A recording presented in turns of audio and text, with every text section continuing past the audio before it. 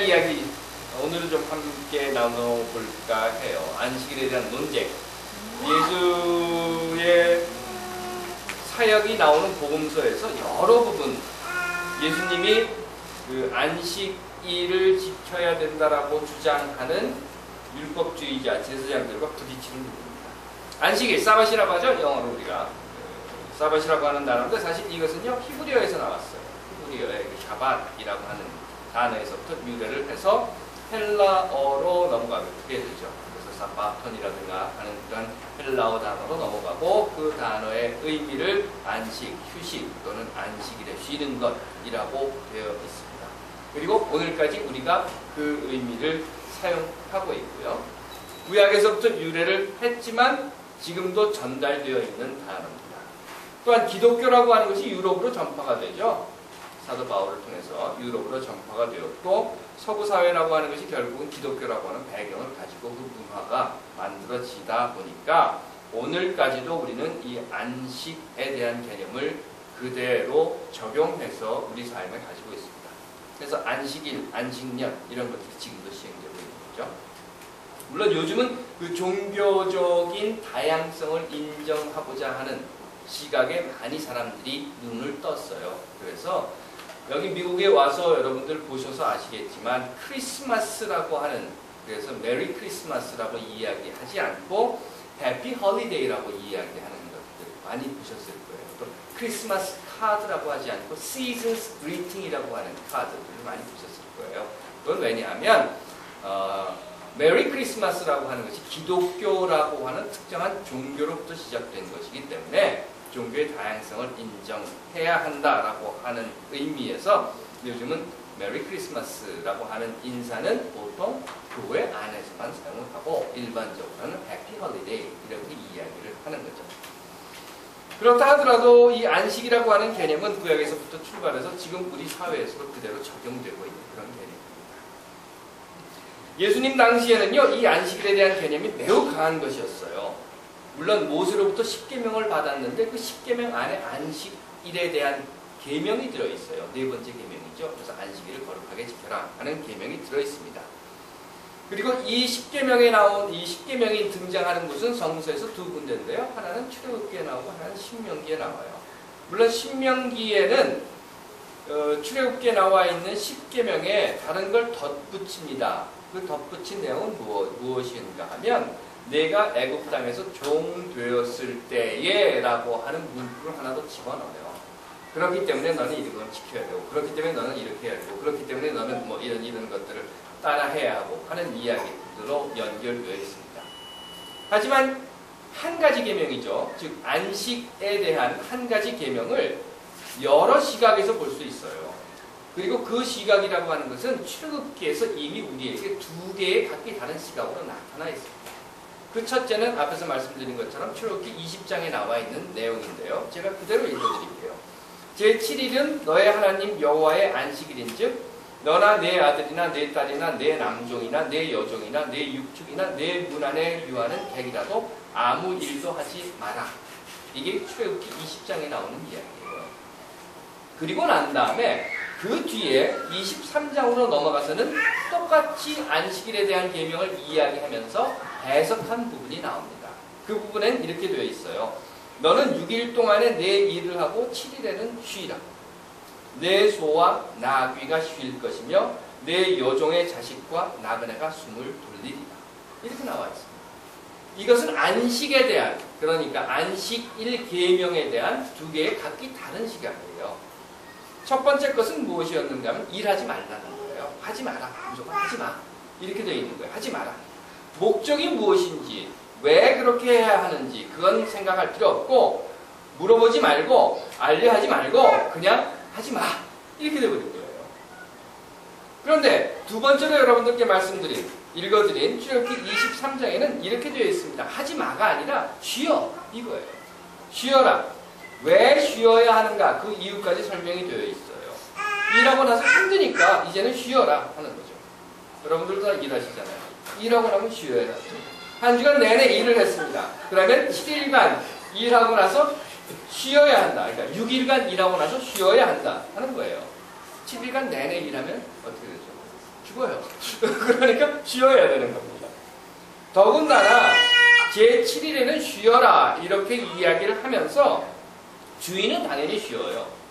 내가 쉬고 싶을 때 아무 때나 쉴 수 있어요. 하지만 너는 주인이니까 너는 쉬고 내 소나 나귀, 내 여종이나 남종, 내 나그네는 일해라 라고 하면 안 된다.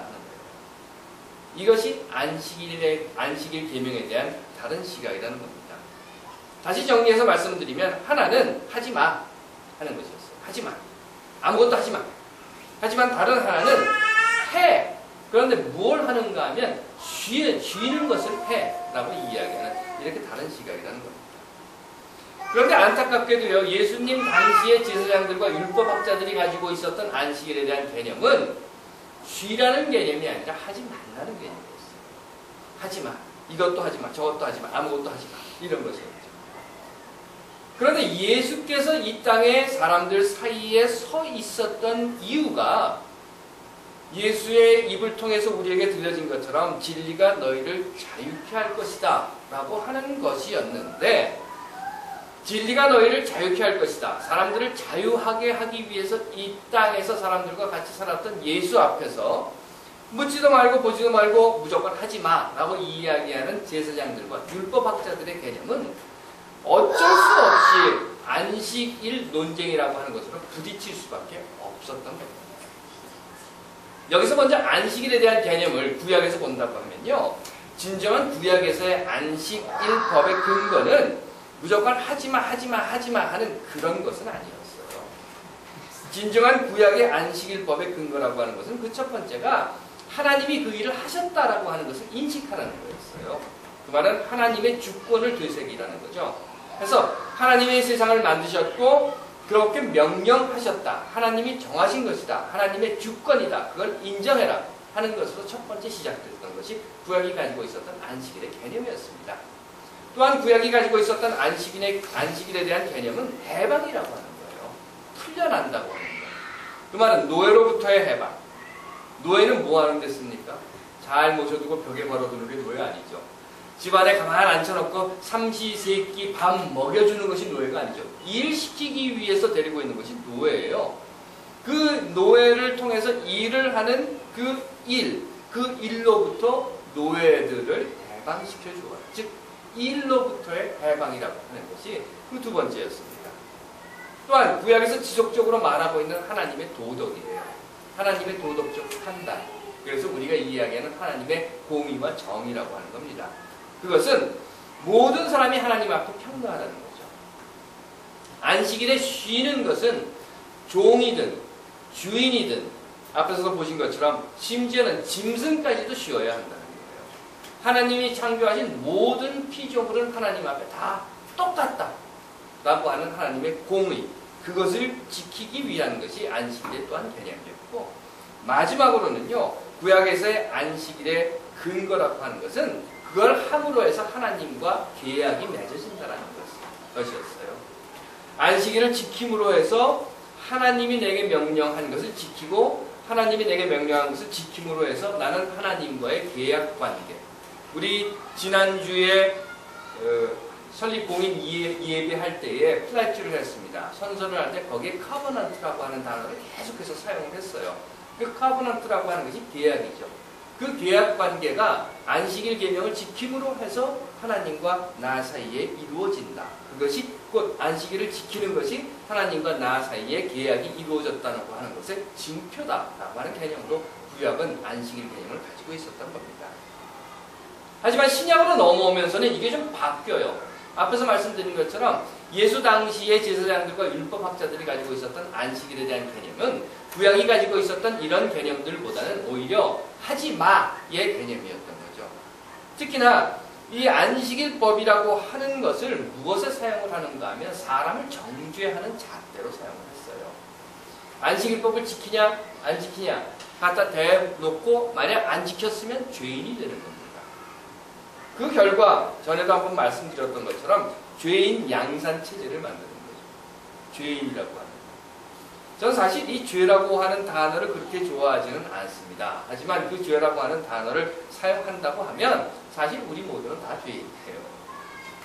글쎄요, 죄인이라고 하지 말죠. 우리 모두는 다 부끄러운 사람들입니다. 하늘을 우러러 한 점 부끄러움이 없는 사람은 없을 거예요.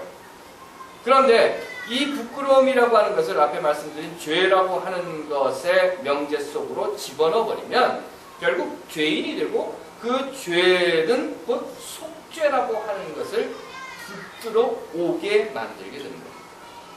결국 죄를 지었어. 그러면 그 죄를 어떻게든 풀어야지 라고 하는 오묘한 논리가 되출되고, 이 오묘한 논리라고 하는 것은 무엇이 되는가 하면 당신은 죄인입니다. 그러니 속죄를 해야 구원을 받습니다. 속죄를 하기 위해서는 속죄 제물을 드려야 합니다. 그러므로 제물을 가지고 성전으로 오십시오. 성전에 와서 제물을 바치십시오 하는 거예요. 아주 간단한 비즈니스 마인드입니다. 죄인을 많이 만들면 많이 만들수록 속죄 제물, 그건 곧 돈이에요. 물질이죠. 물질이 더 많이 들어오는 거예요. 지난 안식일에 일을 했다면서 그러면 당신은 죄인이고, 얼른 성전에 가서 성전뜰에서 파는 양이든 소든 염소든 무엇이든지 제물을 하나 만들어 가지고 제사장에 가지고 가서 속죄의 제사를 드리고, 그리고 죄 용서를 받아라. 그렇지 않으면 당신은 하나님으로부터 버림을 받아서 3대까지 저주를 받게 될 것이다. 이런 이야기입니다. 한국에서도 이런 거 많이 있었어요. 아, 당신은 죄인이시군요. 구원을 받으셨습니다. 언제 받으셨습니까? 몇 년, 몇 월, 며칠, 몇 시, 몇 분에 구원을 받으셨습니까? 잘 모르겠는데요. 그러면 그러면 당신은 구원 받은 것이 아닙니다. 지금이라도 당장 예물을 가지고 어느 교회에 가십시오. 예물이라고 하는 건 뭡니까? 그건 헌금이죠. 돈이란 말이죠. 그걸 가지고 가십시오 하는 거예요. 죄인 양산체제, 이건 장사가 참 잘 되죠. 말씀드린 것처럼 죄인을 많이 만들면 많이 만들수록 죄사함을 위한 재물은 점점 더 많아지는 겁니다. 요즘은 한국의 도로교통법이 바뀌었는지 어떻게 되었는지 잘 모르겠어요. 하지만 예전에는 한국 도로교통법이라고 하는 것에 이런 것이 있었습니다. 파란불에서 노란불로 바뀌면 노란불에는 그러니까 정지선을 넘어갈 수 없었어요. 요즘도 그렇습니까? 요즘은 바뀌었나요? 미국은 안 그렇죠. 미국은 노란불에 정지선을 넘어갈 수 있어요. 그런데 한국 도로교통법은 노란불에 정지선을 넘어갈 수 없게 되어 있었습니다. 한번 생각을 해보죠. 40마일로 달립니다. 여기가 40마일 존이에요. 40마일로 쫙 갑니다. 정지선 한 10m쯤 왔는데 신호등이 파란불에서 노란불로 딱 바뀌었어요. 어떻게 해야 됩니까? 띵! 하면서 가는 거예요. 그런데 그게 도로교통법이었어요. 그래서는 그런 도로교통법을 딱 만들어 놓고 사거리 건너편에 경찰이 딱 지키고 서 있습니다. 노란불로 바뀐 순간에 넘어온 차들은 그걸 다 잡는 거예요. 범칙자를 많이 만들면 범칙금이 많이 들어옵니다. 이런 논리죠. 미국의 도로교통법은 아닙니다. 여러분, 삑 웃으지 마십시오. 미국의 도로교통법은 노란불로 바뀌었을 때 거리에 따라서 다르지만 내가 설 수 있는 거리가 되면 서행을 하고 서는 것이고, 만약 설 수 없는 거리라고 하면 노란불로 바뀌었을 때 그 교차로를 얼른 지나가는 거예요. 물론 그 미국 운전자들은 대부분 그러죠. 멀리서 파란불이 노란불로 딱 바뀌면 서행을 하는 것이 아니라 더 밟죠. 빡! 하고 빨리 지나가려고.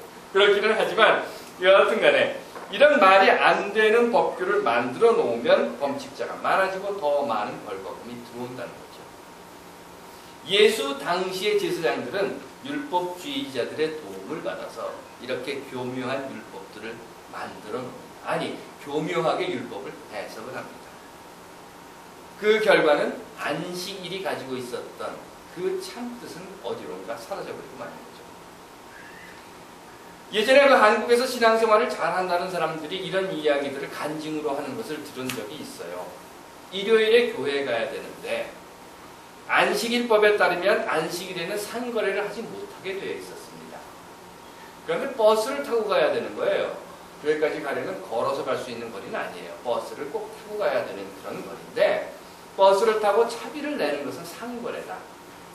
그래서 차비를 내지 않기 위해서, 돈을 쓰지 않기 위해서 그 먼 거리를 자기는 걸어 다녔다.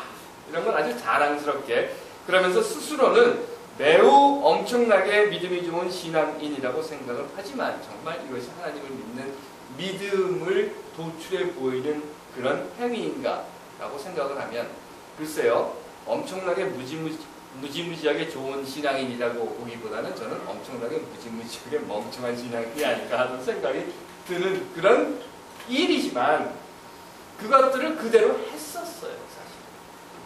그래서 그걸 자랑스럽게 간증을 했었습니다.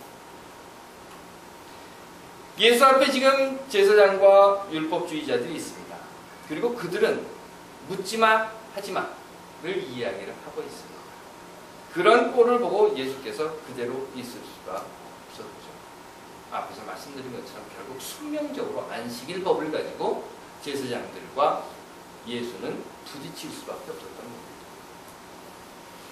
그리고 예수께서 이 땅에 오신 이유는 모든 사람들을 얽매고 있는 것으로부터의 해방인데 그 해방을 오히려 율법이라고 하는 것으로, 교리라고 하는 것으로 얽매어 놓은 겁니다.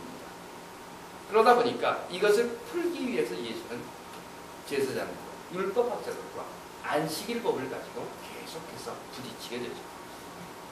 예수께서 우리들 사이에서 살았던 것, 그것은 우리를 얽어매어서 죄인을 만들었던 교리들이라든가, 우리를 잡아서 죄인을 만들었던 율법이라든가, 조직이라든가, 관습 또는 전통, 사회적 통념.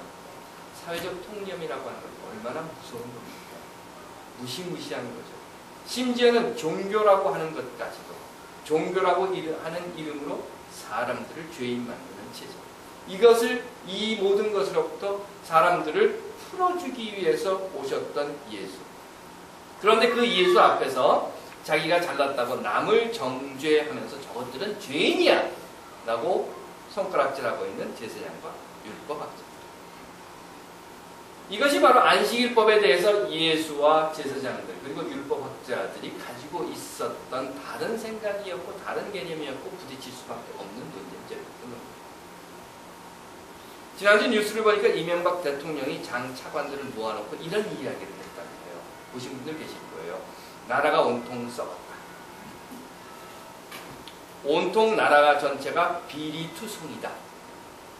이게 지금 이명박 대통령의 입에서 나온 이야기입니다. 그러면서 이렇게 이야기했다고 합니다. 검찰과 경찰이 한심한 밥그릇 싸움을 하고 있다. 이 이명박 대통령의 말에 대해서 뭐 제 멘트는 할 거 없고요. 그 기사 밑에 이렇게 댓글이 달려있는데 그거 하나만 읽어드릴게요. 댓글이 이렇게 되어 있습니다. 문제의 핵심은 스스로 한 말을 남 탓으로 돌리는 데 있고 질타를 받아야 할 사람이 외려 남들에게 손가락질하는 것이다. 참으로 슬픈 일은 그런 사람이 일국의 대통령이고 분통 터지는 일은 내가 그 나라 백성이었는데 이런 댓글이 있더라고요. 예수 앞에 서 있는 율법주의자. 어떻게 부딪힐 수밖에 없었을까? 그러면 그 부딪힌 상황을 예수는 어떻게 그 율법학자들과 제사장들에게 보여주고 있습니다. 마가복음에 보시면 아주 적나라하게 드러난 사건이 하나 있습니다. 그 사건은 이런 것이었어요. 어느 날 예수께서 회당으로 들어갔다고 합니다. 그런데 그 회당 안에 손이 오그라든 사람이 있었다고 해요. 병든 사람이죠. 병들어서 고통받고 있는 사람이죠. 그러자 주위에 있었던 제사장들과 율법주의자들은 과연 저 손이 오그라들어서 병들어 있는 사람을, 그날이 안식일입니다, 예수가 고쳐주나 안 고쳐주나 그걸 지켜보고 있었다고 합니다. 안식일에는 이거 해주면 안 되는 거예요. 이 일하면 안 되는 거예요. 아무것도 하면 안 돼요. 그런데 지금 손이 오그라들어서 고통받고 있는 사람이 그 안에 있으니까 예수 같으면 분명히 저거 고쳐줄 거야. 저놈이 고쳐주면 저걸 고발해야지 라고 지금 생각을 하고 있는 거예요. 그 사이에 예수는 이렇게 손이 오그라든 사람을 불러서 사람들이 모인 한가운데 서게 합니다. 조용히 좀 뒤로 가가지고 고쳐주고 말지, 꼭 그걸 또 불러 세워요. 딱 불러 세우고 모든 사람들에게 이렇게 물어봤다고 합니다. 그들에게 이르시되 안식일에 선을 행하는 것과 악을 행하는 것, 생명을 구하는 것과 죽이는 것, 어떤 것이 옳으냐 하고 물어봤다고 합니다. 자, 안식일에 대한 개념이 완전히 달라진 거죠. 제사장과 율법주의자들은 안식일에는 아무것도 하지 마였어요. 묻지마, 보지마, 하지마. 그런데 지금 예수는 그들에게 이렇게 물어보는 겁니다. 이걸 할까? 저걸 할까? 아니면 이걸 할까? 저걸 할까? 라고 물어보고 있는 겁니다. 아무도 대답을 못했죠. 그 사이에 예수는 이렇게 손이 오그라든 사람의 손을 고쳐주었다고. 개념이 완전히 다른 거였어요. 그래서 예수의 개념은 무엇인가 하면 해. 그런데 무엇을 하는가 하면 쥐는 것을 해가 아니라 해. 그런데 무엇을 하는 것인가 하면 선을 행하는 것과 생명을 구하는 것을 해라고 이야기했던 겁니다. 일을 해. 안식일에 선을 행하는. 그리고 생명을 구하는 것을 해. 질문의 본질이 다릅니다. 이것은 곧 예수가 안식일에 대해서 가지고 있었던 적극적인 선의 개념이었다는 것입니다. 내가 죄를 짓지 않으면 그러면 나는 선을 해야. 우린 이런 생각을 많이 가지고 삽니다. 내가 그거 안 했으면 그러면 나는 깨끗합니다. 촛불 집회 당연히 해야지 라고 이야기를 합니다. 그러면서 아이들에게 근데 넌 나가지 마 하고 말할 수밖에 없는 부모의 장점입니다. 내가 쓰레기를 안 버리면 되는 것이 아니라 버려진 쓰레기를 치우지 않으면 그 버려진 쓰레기라고 하는 사회와 하나가 되어버린다고 하는 것을 채 깨닫지 못하는 행위. 말을 많이 하면 잔소리가 됩니다. 그래서 여기까지만 하겠습니다. 결론은 안식일에 대한 예수의 개념은 선을 행하라는 겁니다. 살리는 일을 행하라는 겁니다. 하나님께서 사랑하시는 여러분, 여러분들은 어떠십니까? 여러분들은 어느 편에 서시겠습니까? 하지마, 묻지마. 아니, 그건 넘어갑시다. 그러면 안식일에 살리는 일을 하시겠습니까? 죽이는 일을 하시겠습니까? 안식일에 선을 행하시겠습니까? 악을 행하시겠습니까? 여러분들이 정하셔야 합니다. 어느 편에 설 것입니다. 여러분들의 결정입니다. 기도하겠습니다. 하나님, 우리에게 들려주신 말씀을 다시 한번 들어봅니다. 오늘 우리는 어느 편에 설 것인가 결정하게 하옵소서. 예수님 이름으로 간절히 기도드리옵나이다. 아멘. 의장님이 오늘 안 오셨나요? 어디